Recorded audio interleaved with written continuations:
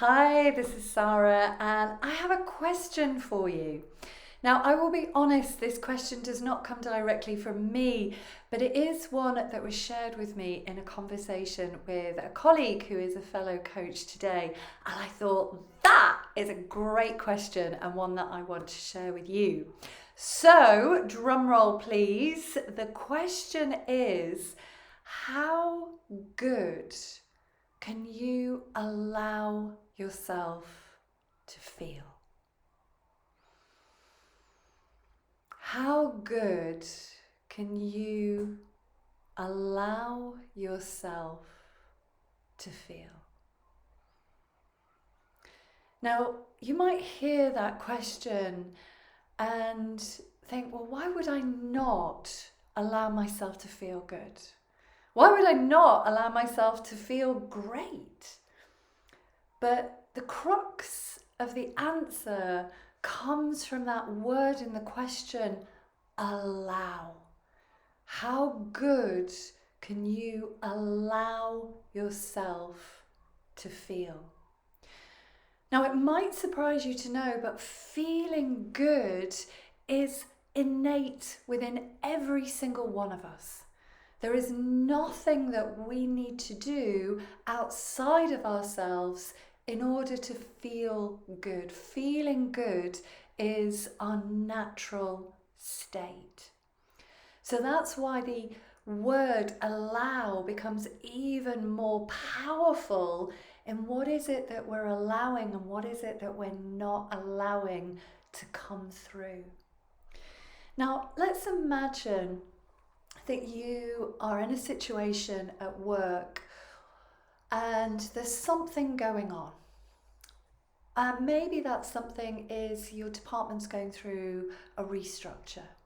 Maybe there's been a change in policy or process. Maybe the organisation have brought in a new operating system, a new sales system, new CRM. Maybe the organisation is being sold. Maybe you've gone for a promotion and you didn't get the role and somebody from the outside has come in and taken that position and you're really not happy with them. Or any number of things that could be going on within your working environment that you're focused on, and that focus of your attention is creating feelings of feeling angry, feeling upset, feeling annoyed, feeling not on board, feeling anything that's creating resistance within you. Now, I remember this happened to me when I was 24 and I worked for Debenhams on Oxford Street. And if you're not familiar with Debenhams, Debenhams in its heyday was one of the biggest department stores in the UK. And I worked on Oxford Street in London. So I worked at the flagship store. And it was my first, I would say, real HR job after my HR degree. And I loved it. I absolutely loved my job. I loved Debenhams, I loved the brand, I loved the clothes, I loved the location. I was 24, I was working on Oxford Street in London. I loved my colleagues. I loved my HR team. I loved my boss. I mean, there was nothing about my position that I didn't love. I loved it that much that I would be at my desk at 7 o'clock in the morning with my prep coffee, and I'd be quite happy to work there for 12 hours a day. And I'd been there for around about 18 months to 2 years when myself and the rest of the HR team received an announcement that HR was going to be taken out of all of the stores and they were going to create a shared HR service centre within head office. Now, apart from the fact that I absolutely loved my job, I had my sights set, my career sights set on becoming an HR manager of one of the big Debenhams stores. I decided very early on, I love retail, that's what I want to go for. So you can imagine how this news that HR was being taken out of all of the stores landed with me. It did not land well at all. And even though I moved across to the shared service centre and I became an employee relations advisor, I also became the employee from hell. Now, to be honest to myself, to be forgiving and compassionate to myself, it wasn't that I was wanting to be this employee from hell. It wasn't that I was wanting to be incredibly disruptive and just angry all the time.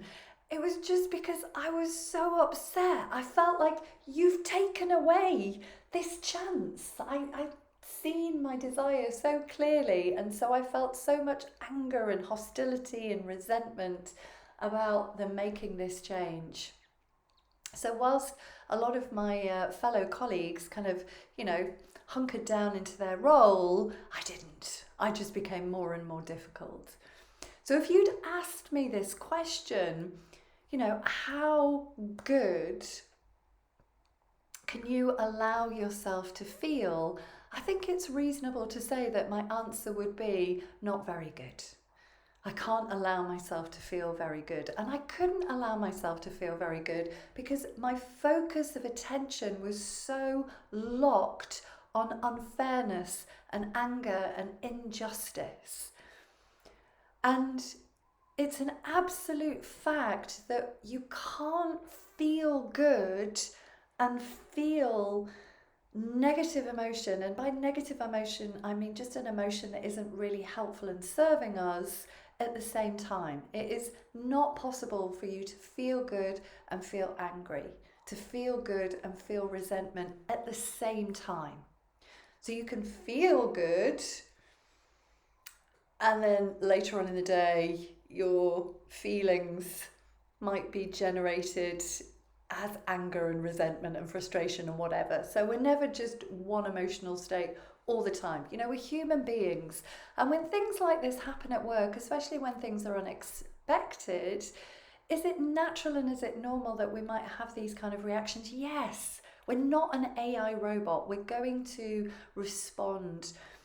And the response isn't the problem. The problem is when we stay focused. As Dr. Joseph Spencer would say, where you place your focus of attention is where your energy goes. And that, for me, was my problem. I was being emotionally hijacked. I was just so upset and angry and frustrated that I wasn't doing well at work. I was just becoming more and more disruptive. And that was the problem. And so I couldn't let feelings of feeling good flow in when I was in that emotional state. So I think it's such a great question to ask. How good can you allow yourself to feel, or how good can I allow myself to feel? Because it invites that level of self-awareness. It invites that reflection piece about what is it actually that I am doing that's taking me away from that natural feeling good place, that natural feeling good inner state. And the word self-awareness there for me is absolutely critical, because if you can't see something, then you can't change it. If you can't see where your focus of attention is locked onto, then how can we go about changing that? And you might think, well, if I was feeling really angry or feeling really resentful, and I had been feeling like that for a long period of time, I'd know about it.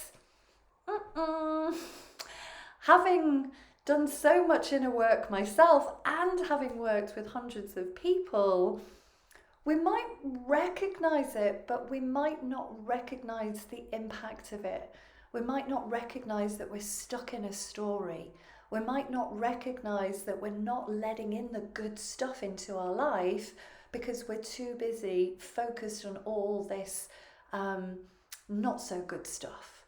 We're focused on injustice, we're focused on lack, we're focused on all the reasons that we have to be resentful. And the ego loves all of that, absolutely loves all of that. So it's going to do its best to keep that kind of stuff alive. So The absolutely crucial factor is our ability to be self-aware. And that's exactly what the empowerment container lends itself to, is acting as a very safe and dynamic but very self-aware space, which I will be kicking off on the 7th of February at 7 p.m. UK time for 8 weeks, where you get to explore where it is that you are preventing the good stuff, your natural self, from coming through. What is it that you're doing that's taking you away from that, in the form of thought structures, in the form of behaviors, in the form of beliefs? Because so many people say to me, that I've seen over the years, I want to feel happy, I want to feel successful, I want to experience feeling more present, I want to experience feeling confident, feeling good about myself, feeling any number of great things. And all of that is innate within you. You don't need to go outside looking for that. You have that within you, but it's whether or not we're allowing it from our focus of attention, or from the stories that we are potentially stuck in, which don't have to stay that way. We can unstick and move ourselves in the direction of where we want to be going. So if you're interested, you can find out more on the link below. Spaces are limited to only 10 people. And if you have got any questions, then do please reach out. But I hope that this video has got you reflecting and raise that level of self-awareness about where you are or are not allowing the good stuff to flow in. Bye bye for now.